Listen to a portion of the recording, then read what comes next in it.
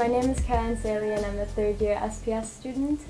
Today I'm going to be interviewing Therese O'Toole, who is going to be talking to us about participation of the Muslim community in electoral politics.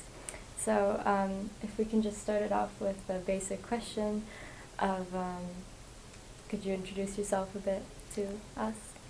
So I'm working on political participation, political activism, and the focus of my research has been on young people generally, but I also work in a centre for the study of ethnicity and citizenship, where I work on questions of race, ethnicity and religion. So in recent times my interests have focused a bit more on questions of ethnicity and religion and political participation.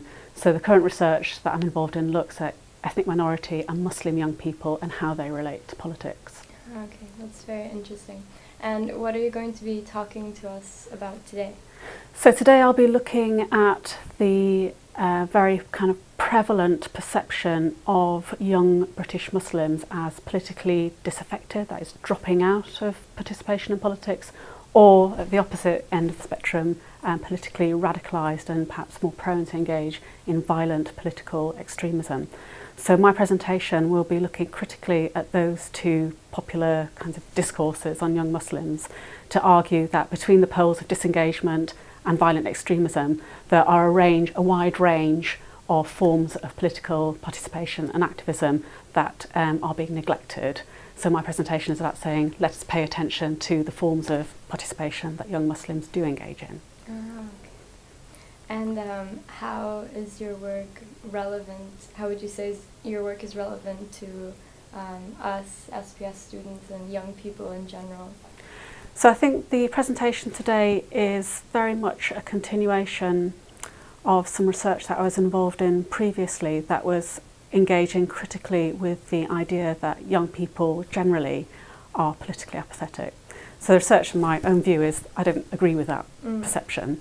So I don't think it's true, but there is clearly a political problem to be addressed with. But my argument is that the political problem to be addressed is the problem of electoral disengagement, and that's not the same as political disengagement.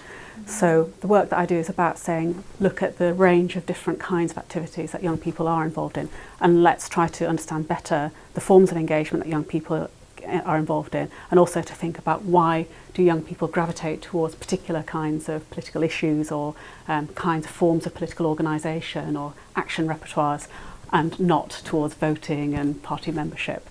And I think the promise of that kind of research ultimately would be to be able to say something critically back to political institutions about how they might need to reform themselves if they wish to engage with young people.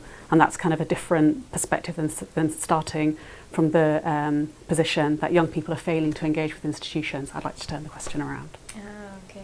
Wow, that's really interesting, and thank you very much, and I look forward to the presentation. Me too. Thank you.